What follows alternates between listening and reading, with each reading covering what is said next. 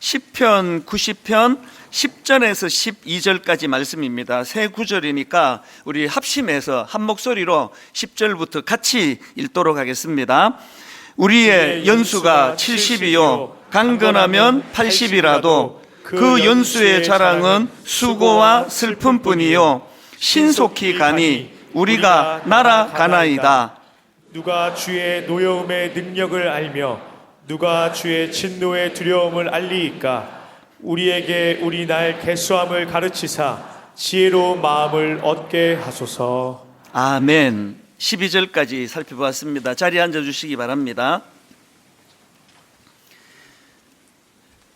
미국 샌프란시스코에 그 금문교 다리가 있는데요, 이게 1937년도에 만들어졌다고 합니다. 지금은 이 금문교가 세계적인 관광 명소가 된 유명한 다리인데요, 금문교가 이렇게 유명해지다가 보니까 이 금문교 건설과 관련된 그런 일화들이 많이 떠도는 것을 제가 봅니다. 예를 들면 이런 거죠. 그 금문교 다리가 만들어지던 과정에서 나온 이야기인데요, 이 용접공 세 사람이 이 쇠 기둥을 용접하고 있는데 한 어린 아이가 와서 질문을 던집니다. 지금 뭐하고 계세요? 그랬더니 그 첫 번째 용접공이 아주 퉁명스럽게 이렇게 대답을 했습니다. 보면 모르냐? 먹고 살기 위해 이 짓을 하고 있지. 두 번째 용접공에게 이 아이가 같은 질문을 던졌더니 앞사람보다는 목소리가 좀 부드러워졌지만 귀찮다는 듯이 내뱉는 말은 똑같았습니다. 이렇게 말했습니다. 보면 모르니? 쇠 조각을 용접하는 중이잖아. 그런데 세 번째 용접공은 대답이 좀 달랐습니다. 이 아이의 질문을 받고는 이 용접공이 일하다가 말고 고개를 들어 미소를 지으면서 이렇게 말을 했답니다. 나는 말이야, 이 세상에서 가장 아름다운 다리를 만들고 있단다. 이게 치어낸 얘기 같긴 한데요, 은근히 마음에 감동이 있는 겁니다. 똑같은 일을 하고 있지만 자기가 하는 일에 어떤 의미를 부여하느냐에 따라서 그저 권태, 짜증, 그래서 그냥 마지못해 그렇게 그 일을 하는 사람이 있고, 또 거기에 자기가 하는 일에 의미 부여를 잘 하고 나니까 나는 말이야, 이 세상에서 가장 아름다운 다리를 만들고 있단다. 똑같은 일을 하지만 자기가 하는 일에 이런 참 건강한 의미 부여가 있는 그런 인생이면 좋겠다. 그래서 제가 이런 생각을 해봤습니다. 왜 인터넷에 이런 류의 예화가 이렇게 많은가 생각해 보니까요, 사람들이 이런 감동받기를 원하는 겁니다. 그럼 왜 사람들은 이런 감동을, 이런 예화를 통해서 감동받기를 원하느냐? 여러분, 그게 인간이에요. 우리 인간은요, 하나님께서 우리를 창조하실 때 얼마나 대단하나, 얼마나 화려하나, 얼마나 멋지냐, 이런 것으로 만족하는 게 아니라 하나님이 우리를 지으실 때 우리 스스로가 그 하는 일에 의미가 부여될 때 행복하도록 만들어준 거라는 거죠. 그래서 에베소서 2장 10절입니다. 우리는 그가 만드신 바라. 어떻게 만드셨나? 그리스도 예수 안에서 선한 일을 위하여 지으심을 받은 자니. 그래서 우리는요, 화려하게 사는 거 꿈꾸고 하지만 사실은 그게 화려하냐 화려하지 않느냐의 문제가 아니라 늘 우리가 하는 이 일상에서의 삶이 이거 의미 있다, 이거 가치가 있는 일이다, 이렇게 의미 부여하는 것이 중요하다는 것입니다. 그래서 제가 한 번씩 인용해 드리는 그 랄프 waldo 에머슨이라는 이 시인이 쓴 그 시, 무엇이 성공인가, 굉장히 길게 여러 가지를 설명했는데 그 중에 한 대목을 저는 따옴표 해가지고 프린트해서 읽을 때가 종종 있습니다. 뭐가 성공이냐 하니까요, 자기가 태어나기 전보다 세상을 조금이라도 살기 좋은 것으로 만들어 놓고 떠나는 것, 자신이 한때 이곳에 살았으므로 해서 단 한 사람의 인생이라도 행복해지는 것, 이것이 진정한 성공이다. 이것도 삶의 의미 부여의 문제 아닙니까? 엄청난 일을 하고 산 게 성공이 아니라 그저 내가 여기에 살아가는 이 삶 속에 단 한 사람의 인생에게라도 이것이 행복이 될 수 있도록 하는 삶, 이게 성공한 삶이래요. 그래서 저는 가끔씩 그렇게 기도합니다. 그리고 여러분께 표현도 하잖아요. 하나님, 오늘 제가 이 땅을 호흡하고 살아가는 이 일이 그 누군가에게는 이것이 선물 같은, 또 혹은 이것이 선물이 되기를 원합니다. 그것이 하나님이 기뻐하시는 목회자의 모습이기 때문이거든요. 여러분은 여러분의 삶에 어떤 의미를 부여하고 계십니까? 사도 바울을 보면은 자기 삶에 참 건강한 의미가 부여되는 게 얼마나 중요한가를 모두가 다 느낄 수 있는데요. 뭐 다 아시잖아요. 사명을 감당하느라 사도 바울은 뭐 말로 다 할 수 없는 고난을 겪었던 그런 인물 아닙니까? 오해를 받고 억울하게 감옥에 갇히고 뭐 말로 다 할 수 없는 고난을 겪었던 게 바울인데요. 그런데 세상에 누구보다 행복하게 살았던 인물이 또 바울이거든요. 심지어는 아무 죄도 없는데 억울하게 감옥에 갇혀서 거기서 쓴 편지가 빌립보서인데요. 빌립보서는 별명이 기쁨의 서신이에요. 얼마나 감옥에서 기쁨을 자주 언급하고 피력을 하는지, 그래서 이게 기쁨의 편지라는 거예요. 바울이 어떻게 이런 고난 속에서도 기쁨을 놓지 않고 살았나? 비결은 하나예요. 자기 하는 일에 대하여 뚜렷한 의미를 부여하면서 살았던 인물입니다. 그래서 여러분, 사도행전 20장 24절이요. 내가 달려갈 길과 주 예수께 받은 사명 곧 하나님의 은혜의 복음을 증언한 일을 마치려 하면은 나의 생명조차 조금도 귀한 것으로 여기지 아니하노라. 이게 억지로 끌려가는 사람의 모습은 아니지 않습니까? 새해를 맞이했는데요, 저와 여러분의 삶이 참 유난히 죽음의 그림자가 드리워진 골짜기를 지나가고 이렇게 상하고 저렇게 아픈 일들이 많다 할지라도 그 과정에서 하나님이 주시는 삶의 건강한 의미 부여가 일어난다면 그 모든 과정이 내게 유익한 재료가 되고 도구가 될 줄로 믿습니다. 그래서 우리 기도하셔야 돼요. 하나님, 참 고단한 나그네 인생길이지만 저의 삶이 무의미한 삶이 아니라 저의 움직임 하나하나가 하나님 기뻐하시는 의미가 부여되는 그런 인생길 되게 하여 주시옵소서.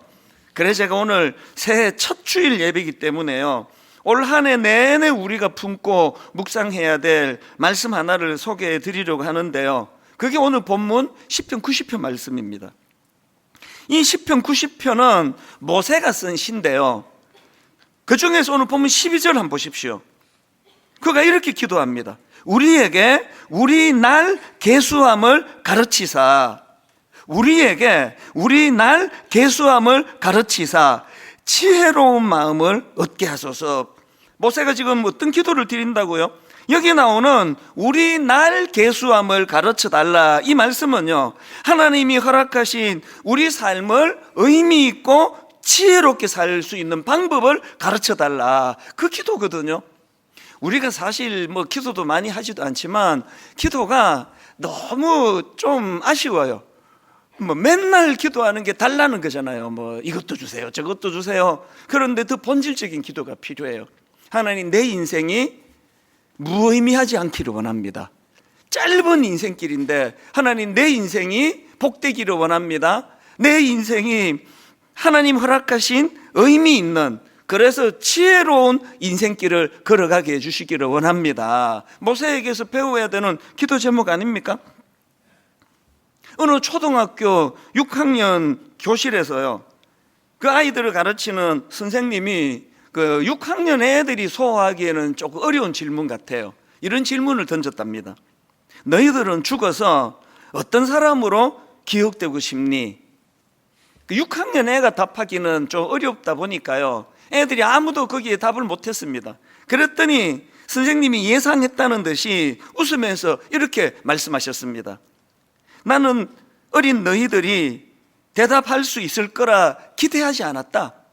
이 질문은 너희들이 답하기엔 좀 어렵기 때문에 나는 니들이 이 질문에 답할 거라고는 기대하지 않았다. 하지만 너희들이 50세가 될 때까지도 이 질문에 답할 수 없다면 너희들은 인생을 잘못 살았다고 봐야 할 것이야. 야, 이게 참 6학년 선생님들을 축복해 주고 싶어요. 이런 담임 선생님을 만나면 그 아이들이 얼마나 복되겠냐고요. 평생에 이게 머릿속에 남을 이야기 아닙니까? 항상 너희들은 죽어서 어떤 사람으로 기억되고 싶었냐. 여기 50살이 넘으셨는데도 불구하고 잘 모르겠는데요, 그러시면은 한번 진지하게 자기를 돌아보셔야 됩니다. 나는 죽어서 어떤 사람으로 기억되기를 원하느냐. 그런가 하면 또 이런 말도 있습니다. 너가 세상에 태어날 때 너는 울었지만 세상은 기뻐했으니. 이게 참 너무 와닿는 이야기예요. 너가 세상에 태어날 때 너는 울었지만 세상은 기뻐했으니 너가 죽을 때 세상은 울어도 너는 기뻐할 수 있도록 그런 삶을 살아라. 야, 이게 너무 저는 와닿는 겁니다. 우리가 태어날 때 다 울면서 태어났는데 그 모습을 보는 엄마 아빠를 포함해 모든 사람들이 다 기뻐했잖아요. 우리가 죽을 때 모든 사람들이 슬퍼할 때 우리는 주님이 그러셨잖아요. 다 이루었다. 난 여한이 없다. 그렇게 웃으면서 죽을 수 있는 그 길로 가기 위해서 어떻게 살아야 되나?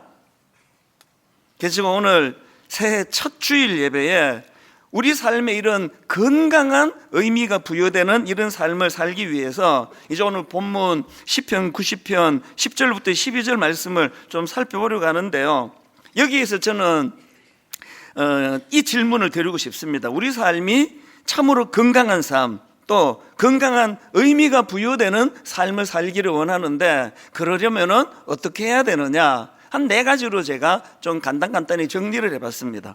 여러분, 저와 여러분의 삶에 건강한 의미가 부여되도록 하기 위해서는요, 제일 먼저 첫 번째로요, 인간의 한계를 자각하기예요.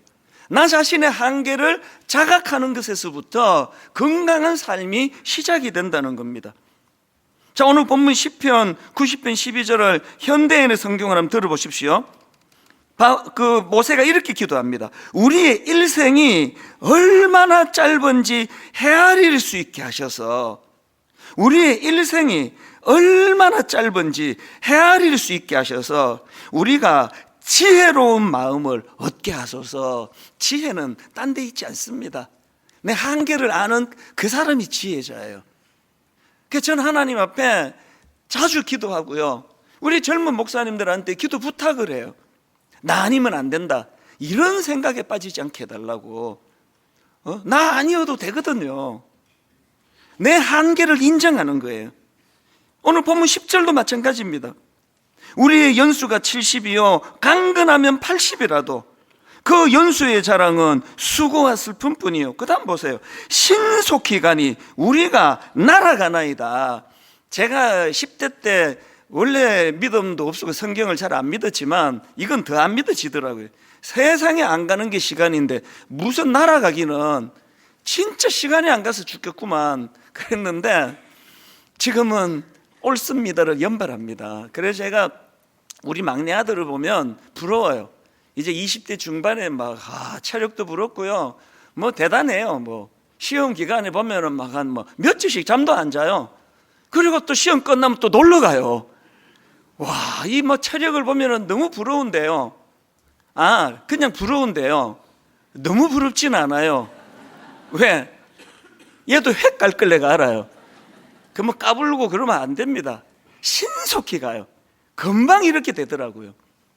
이 인간의 유한함을 인정하는 그게 지혜라는 겁니다. 그 지혜를 깨닫게 해달라고 그렇게 기도하는 거 아닙니까? 그러고 보면은 이 시편 90편의 구조가요, 영혼과 영혼을 이으시는 무한하신 하나님을 기록하고 이거에 대비되는 초라한 인간의 모습을 대조하면서 나가는 게 시편 90편 말씀의 구조입니다. 자, 오늘 본문 시편 90편의 시작을 이렇게 시작합니다. 1절과 2절입니다. 주여, 주는 대대에 우리의 거처가 되셨나이다. 산이 생기기 전, 땅과 세계도 주께서 조성하기 전, 곧 영원부터 영원까지 주는 하나님이시니이다. 이렇게 하나님의 광대하심을 묘사하고는 그 다음 3절에 티끌이 나요. 티끌.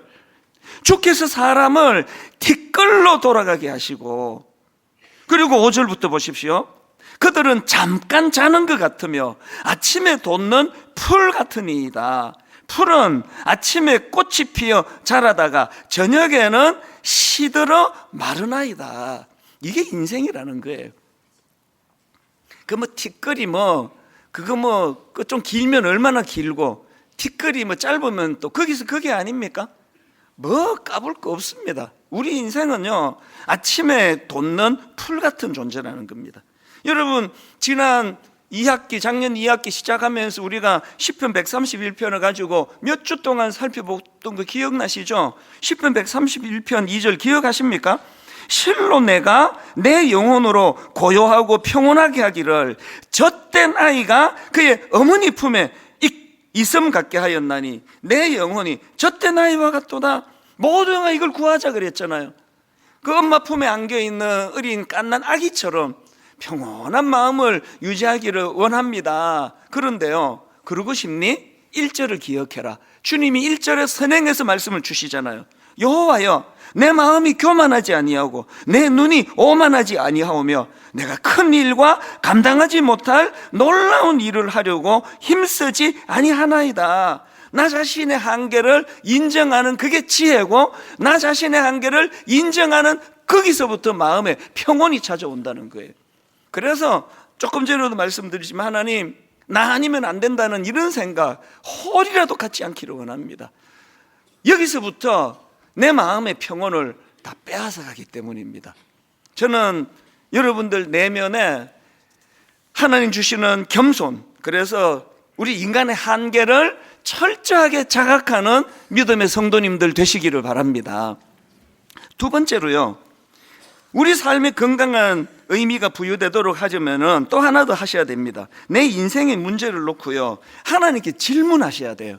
내 인생의 문제를 하나님께 질문하기. 자, 이 12절 말씀을 세 번역으로 보십시오. 우리에게 우리의 나를 세는 법을 가르쳐 주셔서 지혜의 마음을 얻게 해 주십시오. 지금 모세가 우리의 나를 세는 법을 가르쳐 달라는 건요, 내가 몇 년 살지 알려달라는 거 아니에요. 달력 숫자 세는 거 아닙니다. 모세가 지금 우리의 나를 세는 법을 가르쳐 달라는 이 말씀은요, 너무나 유한한 인생, 한정된 인생인데, 너무 빨리 지나가는 인생인데, 이 한정된 시간을 소중하게 사는 법을 좀 알려주십시오. 그 이야기예요. 매일 기도할 때마다 하나님께 우리가 이 질문을 드려야 됩니다. 야고보서 1장 5절, 너희 중에 누구든지 지혜가 부족하거든 모든 사람에게 후히 주시고 꾸짖지 아니하시는 하나님께 구하라. 그리하면 주시리라. 늘 하나님께 질문해야 돼요. 그게 기도예요. 주시옵소서 이거 아니고요, 하나님 어떻게 살면 제가 더 지혜롭겠습니까? 오늘 하루 어떻게 살면 쓸데없는 헛소리가 새어나오지 않고, 내 주변 사람에게 상처 주는 일을 하지 않고 어떻게 지혜로운 이 하루를 보낼 수 있겠습니까? 새벽마다 질문하고 그렇게 출근하셔야 되는 거죠. 버나드 쇼, 이 말 여러분 다 아시죠? 청년의 때를 청년에게 주기 아깝다. 청년의 때를 청년에게 주기 너무 아깝다. 너무나 아름다운 청년의 이 시절을 모르고 지나가는 거예요. 저는 안 그랬습니까? 그 지난 세월을 보면 아팠던 기억, 많이 울었고 우울했고 슬펐고, 그 모든 게 너무 아름다워요. 청년의 때를 청년에게 주기 아깝다. 그래서 우리 청년들이 오늘 이 12절 말씀을 마음에 담으시면 좋겠습니다. 우리에게 우리의 나를 세는 법을 가르쳐 주셔서 청년의 때부터, 젊을 때부터 내 인생의 너무나 소중함, 그것을 깨닫는 지혜를 구하는 우리 청년들과 그리고 장년들 되시기 바랍니다. 세 번째로요, 우리 삶에 건강한 의미가 부여되도록 하려면 이 나그네 인생길에서 하나님을 더욱 의지하는 거예요. 하나님을 의지하되 더욱 의지하는 겁니다. 13절 14절을 세 번역으로 보십시오. 주님 돌아와 주십시오. 언제까지입니까? 주님의 종들을 불쌍히 여겨 주십시오. 아침에는 주님의 사랑으로 우리를 채워주시고 평생토록 우리가 기뻐하고 즐거워하게 해 주십시오. 의지하는 거예요. 매일 아침 우리 일생 가운데 주님 돌아와 주십시오. 주님 저를 불쌍히 여겨 주십시오. 저를 인도해 주시기 원합니다. 저는 모든 분들이 다 그렇지만요, 참 어린 시절이 그리울 때가 많아요. 너무 가난했고 참 불편한 게 많았고 너무 결핍이 많았지만 그 어른들이 너무 지혜로웠다 생각하니까 거의 다 돌아가셨는데요, 그 어른들이 그렇게 보고 싶을 때가 있습니다. 옛날 어른들이 참 눈물로 부르던 찬양 중에 요즘에 자꾸 연말에 제 마음에 맺히는 찬양이 하나 있습니다. 어려운 일 당할 때 나의 믿음 적으나 의지하는 내 주를 더욱 의지합니다. 후렴이요, 요즘에 계속 내 마음에 머물러요. 세월 지나갈수록 의지할 것뿐일세 무슨 일을 당해도 예수 의지합니다. 이게 새해가 되니까 또 이것도 찬양이 좀 되네요. 세월 지나갈수록 의지할 것뿐일세. 여러분, 그 노파심이라는 그 단어 아시죠? 이 노파심을 한자 그대로 직역하면은요, 늙은 할머니의 마음이에요. 한자로 그렇게 돼 있습니다. 왜 이 노파심이 늙은 할머니의 마음인가 하니까요, 지나칠 정도로 걱정이 많거나 염려가 많은 마음을 비유적으로 왜 노파심이라고 표현할까요? 늙은 할머니는요, 세상을 오래 사셨기 때문에 근심 걱정을 너무 많이 하세요.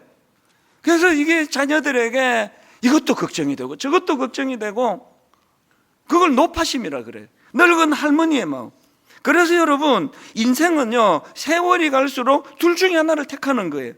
세월이 갈수록 염려와 근심이 많은 불안한 인생으로 사시거나, 그거 싫으시면요, 세월 지나갈수록 의지할 것뿐이세요.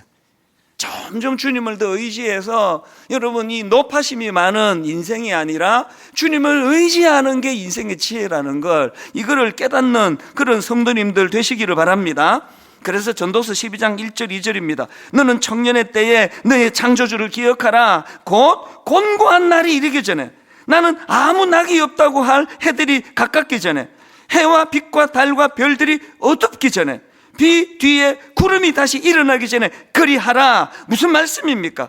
기회 잃어버리고 더 이상 기회를 되찾을 수 없을 때 이거 깨닫지 말고, 아직 기회가 있잖아.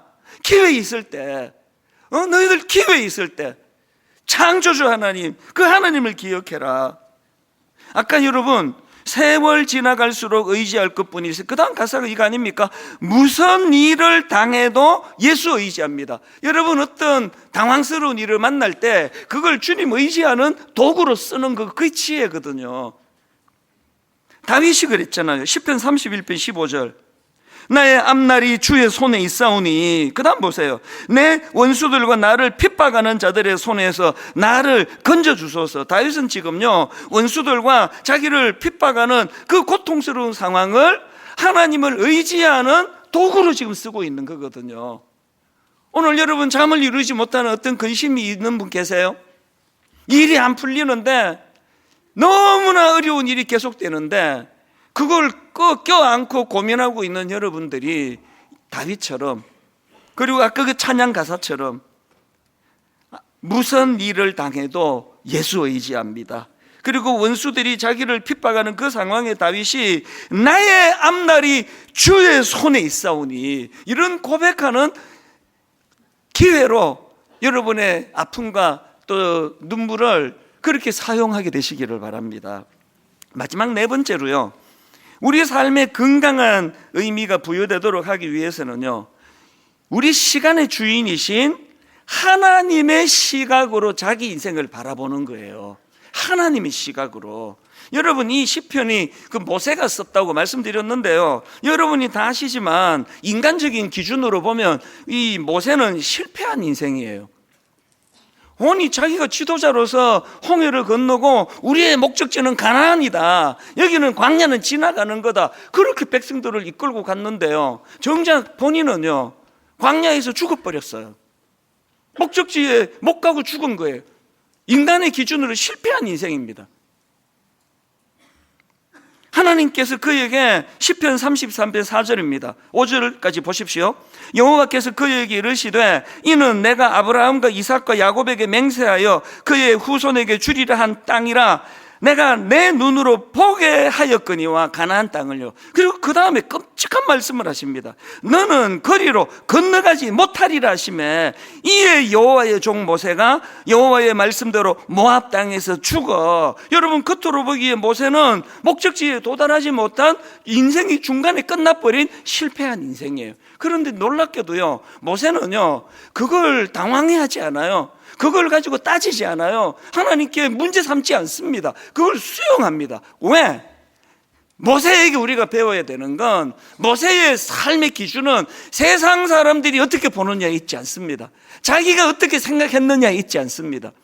영혼과 영혼을 이으시는 하나님의 기준으로 어떤가를 보니까 하나님이 술하는 데까지 서는 게 그게 성공이더라고요. 여러분, 여러분들의 그 실패감은 타당하지 않습니다. 이 세상에 놀아나지 마시자고요. 여러분의 실패감은 그 기준이 잘못됐기 때문이에요. 저는 이 말씀을 묵상하면서 저희 아버지 생각을 많이 했습니다. 세상적인 기준으로 말하자면 저희 아버지는 실패한 목사예요. 제 아버지를 지금 비하하는 게 아니라 진짜 드리고 싶은 이야기 다 하시잖아요. 말을 더듬으시는 목사님이셨어요. 교회를 위하여 아버지 이 말 더듬는 거 고쳐주시기 원합니다. 진짜 목숨을 걸고 기도하신 거 아닙니까? 40일 금식 기도하셨는데 기도 응답은 이루어지지 않고 17일째 돌아가셨. 인간적인 기준으로 실패한 분이에요. 그러나 여러분, 영혼과 영혼을 잇는 하나님의 기준으로 제 아버지의 인생을 다시 제가 재조명하면은 저는 자꾸 눈물이 나요. 인생은 릴레이 게임이에요. 내 인생으로 끝나는 거 아닙니다. 영혼과 영혼을 잇는 하나님의 세계에서는 우리는 릴레이 게임이에요. 우리 아버지는 네 아들한테 이거 바톤 좀 빨리 줘라 이거예요. 그 아버지 대에 너무나 교회를 사랑해서 기도하시고, 저희 맨 큰 누나가 한 번은 그런 얘기 하더라고요. 나는 아버지가 등을 땅에 바닥에 누이고 주무시는 걸 난 본 적이 없다. 항상 이제 이 베개에다가 이 자세 아시죠? 무릎을 꿇고 이렇게 엎드려 그러다가 또 깜빡 주무시다가 또 깨셨다가 주무시다가 그런 모습만 자기가 봤다고. 제가 뭐 해석하기를 아마 이게 그 어린아이가 지금 그 기억이 오류라고 생각합니다. 세상에 어떻게 평생을 그 등을 바닥에 누이지 않고 그렇게 사는 분이 어디 있겠냐고요. 그런데 제가 생각해 보니까 어린 때 그 우리 큰 누나가 보니까 그 아버지에 대하여 기도하는 그 모습이 너무나 강하게 각인이 돼 있다 보니까 난 우리 아버지가 등을 바닥에 누이고 주무시는 걸 본 적이 없다는 거예요. 당신의 결핍이 항상 하나님을 의지하는 재료가 되도록 해서 너무나 간절히 그렇게 기도하시고 나중에는 물도 안 드시고 금식으로 기도하시다가 그렇게 일찍 돌아가신 아버지시지만요, 영혼과 영혼을 잇는 하나님 나라에서 보니까 저같이 우둔한 아들에게 바톤을 넘겨주시고 저희 아버지의 기도가 하나도 땅에 떨어진 게 하나도 없이 너무나 교회에 부어지는 거 아닙니까? 여러분 그거 다 아시죠? 솔직히 여러분 듣지도 보지도 못한 어떤 말 더듬으시는 목사님의 기도 열매를 여러분도 누리고 있다는 거 아십니까? 그 열매를 제가 누리고 있는 거거든요. 이렇게 우둔한 제가 담임 목사로 개척하고 여기까지 왔는데 세상의 교회가 단 한 번도 혼란한 일이 일어나지 않고 단 한 번도 교회가 성도들이 너무나 가슴 아픈 일들이 이런 일이 일어나지 않도록 한 건 릴레이 게임에 바톤을 일찍 아들한테 줘라. 그래서 그 바톤을 받고 저는 아무것도 한 게 없습니다. 내 인생이 그냥 어리둥절할 뿐이에요. 다시 말씀드립니다. 여러분의 실패감은 타당하지 않습니다. 세상의 기준으로 보는 그 잣대를 모세가 가나안에 도달하지 않고 그 실패한 거 아니냐, 이 잘못된 생각을 버리셔야 돼요. 모세는 거기에 시간을 낭비하지 않았습니다. 시간의 주인 되시는 주님이 여기까지 간 네 일이다 할 때 거기에 승복하면서 갈등 없이 기쁨으로 수용했던 그게 모세 아닙니까? 저희 교회가 이제 1년에 한 지역씩 선정하면서 꿈 넘은 꿈 프로젝트, 그래서 두 갈래예요. 완전히 미자립 교회를 돕는 게 A라고 한다면, 이제 새로 이제 교회가 이런저런 어려움을 겪고 아픔을 겪고 하는 그런 교회들을 이제 B라고 저희가 이름을 짓고, 이 두 종류의 교회들을 섬기는 일을 작년 한 해 경상도 지역에 했고 이제 내년에 전라도 지역을 하는데요. 우리가 수고하는 모든 우리 동역자 목사님들의 마음과 제 마음이 똑같아요. 우리가 하는 일은 이 심부름이에요. 개척교회라고, 미자립교회라고, 작은 교회라고 세상의 기준으로 그렇게 위축되지 마십시오. 하나님은 오늘도 여러분을 위하여 놀라운 일들을 계획하고 계십니다. 여러분을 위해서는 어떻게 해드리면 될까요? 뭘 해드릴까요? 여러분, 이 한마디만 기억하십시오. 여러분, 여러분의 실패감은 타당하지 않습니다. 우리 아버지 인생이 실패한 게 아닌 것처럼 바톤을 좀 빨리 받는 사람이 있고 많이 기도하면서 수고만 하신 분이 계시고, 그러면 그 바톤을 이어받는 여러분의 자녀들이 저 같은 혜택을 누리게 될 것입니다. 연초에, 그러니까 지난 2일이죠. 우리 교역자들과 함께, 직원들과 함께 시무 예배를 드렸는데요. 제가 이 말씀을 준비하는데 1990년, 1991년 생각이 나더라고요. 미국에서 조그만한 비즈니스, 크지도 않아요. 조그만한 비즈니스 하다가 갑자기 하나님이 이제 신학교 가 청소년들을 섬겨라 그래서 부랴부랴 정리하고 한국으로 돌아왔는데요. 그리고는 제가 첫 사역지가 대구 서문교회라고 참 대구 지역의 건강한 교회예요.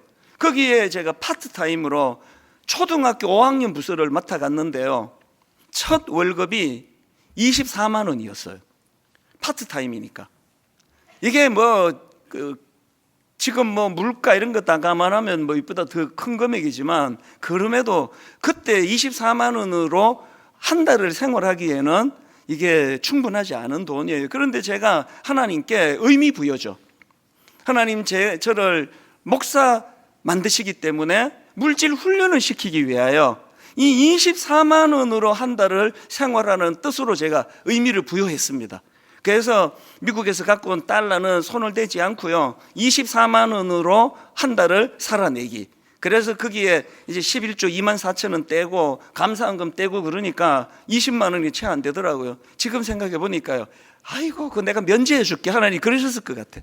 그래서 제가 그렇게 헌금을 다 하고 20만 원 채 안 되는 돈으로 한 달을 살려고 계획해 보니까요, 정상적인 삶이 어려워요. 그래서 지금은 이제 거기도 많이 개발이 되고 길이 많이 뚫리고 있는데, 그 당시는 거기가 달동네 같은 데예요. 불 나면 큰일 납니다. 꼬불꼬불한 골목이 많은 그 지역에 창고를 개조한, 얼마나 조그만가 하면요, 누우면 머리는 이쪽 벽에 닿고요, 발은 이쪽 벽에 닿고요, 이렇게 돌아 누우면 책상이 이 코에 닿고요, 이렇게 닿으면 이쪽이 또 벽이에요. 그 어떤 권사님이 솜이불을 주셨는데, 전기장판하고 솜이불을 주셨는데, 세상에 난 솜이불이 이렇게 무거운 걸 그때 알았죠.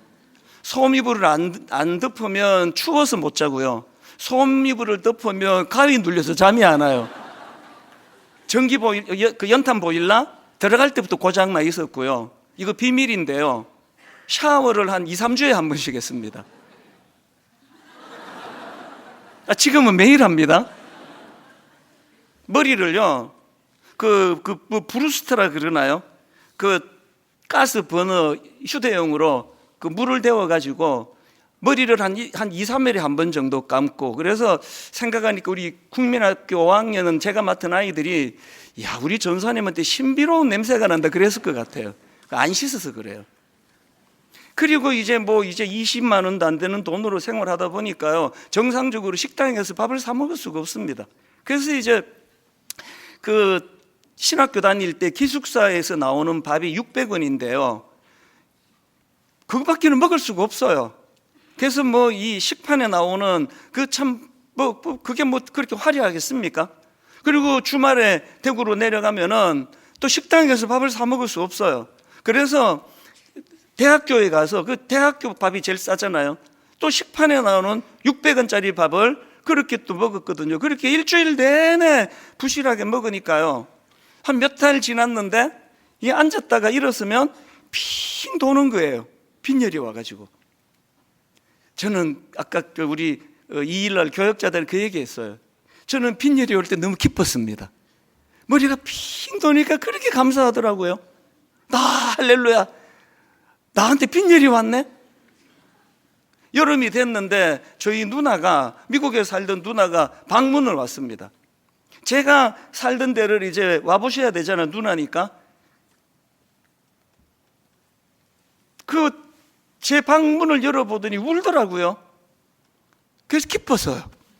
우리 누나가 우네? 목사가 이렇게 호의호식해도 돼? 목사가 이렇게 엄청난 집에서 살면 돼? 그렇지 않고 우시는 게 너무 기쁘더라고요. 왜? 저는 목사가 될 사람이니까요. 무슨 말을 제가 교역자들한테 했겠습니까? 목회의 길은 의미 부여의 길이에요. 어떤 의미를 부여하느냐에 따라 빈혈이 오는 게 기쁘더라니까요. 내가 빈혈이 오네? 그리고 제 지금의 모습을 봐요. 암만 앉았다 일어서도 어지럽지 않아요, 요새는. 이게 어떻게 된 겁니까, 이게? 결론은 이렇게 맺기를 원합니다. 여러분의 실패감은 기준을 잘못 뒀기 때문이에요. 빈혈로 어지러워도요, 누나가 내 그 방을 보고 가슴이 아파 울어도요, 그게 저에게 실패감을 주지 않도록 하는 게 의미 부여. 여러분 인생의 의미 부여. 그래서 여러분 요한복음 10장 10절, 내가 온 것은 양으로 생명을 얻게 하고 더 풍성히 얻게 하려는 것이라. 나는 선한 목자라. 선한 목자는 양들을 위하여 목숨을 버리거니와. 우리에게 새로운 생명을 얻게 하시되 풍성히 얻게 하러 오신 그 주님, 우리를 사랑하시는 예수 그리스도의 이 십자가로 저와 여러분 인생을 재해석하는 은혜가 있기를 바랍니다. 오늘은 첫 줄에서요, 제가 우리 이동선 목사님께 찬양을 좀 부탁했는데요, 예수 그리스도를 찬양하는 이 찬양을 지난 2일 우리 목사님들과 교역자들이 같이 부르는데 저는 막 마음이 터지는 것 같았어요. 너무 마음이 뜨거워서 우리 그 예수 그리스도를 여러분과 함께 부르고 싶어서 이 부탁을 드렸는데요, 제가 잠깐 기도하고 이제 이동수 목사님과 찬양팀 나오시겠습니다. 하나님 아버지, 새해에 하나님 우리에게 삶의 건강한 의미를 부여해 주시는 주님을 묵상하게 하신 것 감사합니다. 하나님, 우리의 인생이 재해석되기를 원합니다. 우리의 삶에 의미가 부여되도록 인도하시는 주님, 그리스도의 십자가를 내 마음에 묵상의 재료로 삼고 그분 바라보며 힘얻어 달려가는 한 해가 되게 하여 주시옵소서. 감사드리옵고 예수님 이름으로 기도드립니다. 아멘.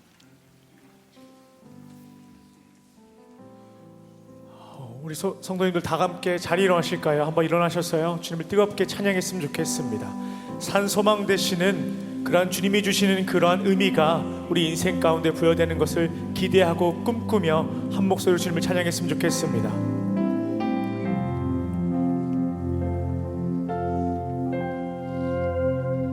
깊은 절망의 수렁 가운데 주님께 닿을 수 없던 우리, 어두운 밤 중에 하늘을 향해 주의 이름 나 부를 때, 어둠을 뚫고 오신 주 사랑 나의 절망 거두셨네. 주님의 공로 다 이루셨네. 주 예수 나의 산소망. 그 누가 주의 자비를 다하라. 한없는 은혜 증량할까. 영광을 떠나 이 땅에 오신 죄가 되신 구주 예수. 주의 십자가 내게 말하네. 영원히 난 용납됐네.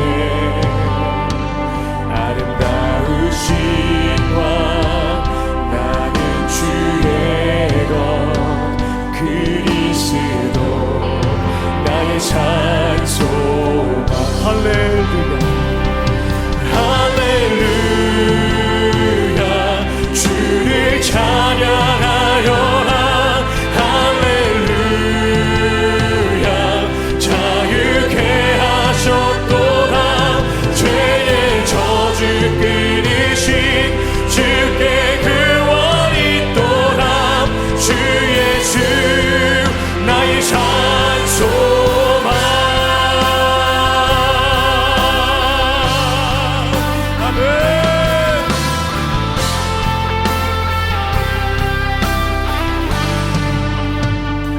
언약된 아침 장사된 몸에 부활의 호흡 시작됐네. 유다의 사자 위엄찬 선포. 사망이 무너졌도다. 아멘. 이제 사망은 무덤이 터는 우리를 주장할 수 없네. 유다의 사자 위엄찬 보혈. 사망이 무너졌도다. 사망이 무너졌도다.